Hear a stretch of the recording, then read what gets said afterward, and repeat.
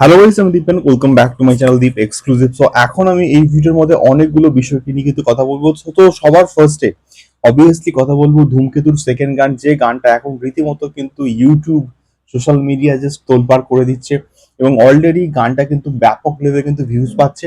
এখন বিষয়টা হচ্ছে ধূমকেতুর এই গানটা মানে এতটা হৃদয়স্পর্শী হয়েছে, এতটা ইমোশনাল হয়েছে না, মানুষ এটাকে বারবার শুনছে এবং মানুষের ভাল লাগছে কিন্তু কোথাও গিয়ে। তো সেক্ষেত্রে এই গানটা কিন্তু এখনো অবধি, আমি যখন এই ভিডিওটাকে তৈরি করছি তখন কিন্তু প্রায় ইউটিউব ইন্ডিয়াতে কিন্তু প্রায় 20 নম্বরে কিন্তু ট্রেন্ড করছে এবং এটাকে নিয়ে কিন্তু রানা সরকার কাকার কিন্তু কিছুক্ষণ আগে পোস্টও দেখলাম যে করেছে। বাট স্টিল দেবদাকে এবং শুভশ্রীকে আমরা একসঙ্গে প্রমোশন করতে দেখতে পাচ্ছেন, এটা সব থেকে বড় দুঃখের একটা বিষয়।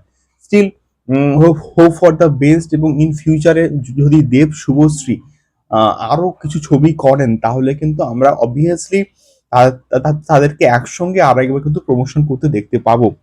সেকেন্ডলি কথা বলবো অবশ্যই ওয়ার টু কে নিয়ে। এসে ওয়ার টু এর ট্রেলার কিন্তু কালকে আসছে। তো ওয়ার টু এর ট্রেলার ভয়ঙ্কর লেভেলে কিন্তু কোথাও গিয়ে রেসপন্স ক্রিয়েট করবে, এটা আমরা আশা করছি। যে বিষয়টা সেটা হচ্ছে গিয়ে আমাদের মেলবোর্নে কিন্তু কোথাও গিয়ে এনটিআর ফ্যান্সরা কিন্তু ওই যে আকাশের মধ্যে ধোঁয়া দিয়ে ওয়ার্ড টু লিখে একটা কিন্তু হিস্ট্রি ক্রিয়েট করে ফেলেছে। এবং এটা অলরেডি প্রথম একটা প্রজেক্ট, প্রথম মানে বলিউড বলি বা আমাদের সাউথের বলি, যে প্রথম কোন প্রজেক্ট যেটা ডলবি সিনেমাতে কিন্তু কোথাও গিয়ে মুক্তি পাচ্ছে। তো এনটিআর এর জন্য বলি বা আমাদের ঋত্বিকের প্রতি কিন্তু ক্রেজ জাস্ট জাস্ট কিন্তু ভয়ঙ্কর লেভেলে কিন্তু কোথাও গিয়ে রয়েছে এবং এটা দেখে বেশ কোথাও গিয়ে কিন্তু ভালোও লাগছে। এখন যে বিষয়টা সেটা হচ্ছে কি, ওয়ার টু এর ট্রেলার এক্স্যাক্টলি কখন আসতে চলেছে। তো ওয়ার টু এর ট্রেলার কিন্তু আসতে পারে কালকের ঠিক সকালের দিকে, অর্থাৎ 10টা থেকে 10:30 বা 11টার মধ্যে কিন্তু আসতে পারে কোথাও গিয়ে ওয়ার টু এর ট্রেলার।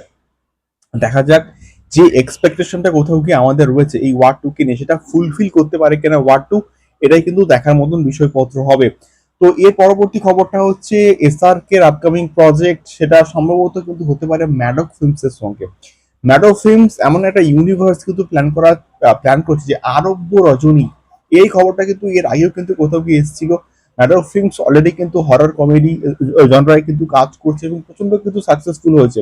এবং এর পরবর্তীকালে কিন্তু তারা এই পার্টিকুলার জনরায় কিন্তু কাজ করতে পারে এবং এসআর কে আলিবাবার ক্যারেক্টারে নাকি অ্যাপ্রোচ করা হয়েছে এবং এসআর কে নাকি সেই লুকটা বা ক্যারেক্টারটা নাকি খুব পছন্দ হয়েছে। এবার দেখা যাক এই চরিত্রে এসআর কে করেন কিনা।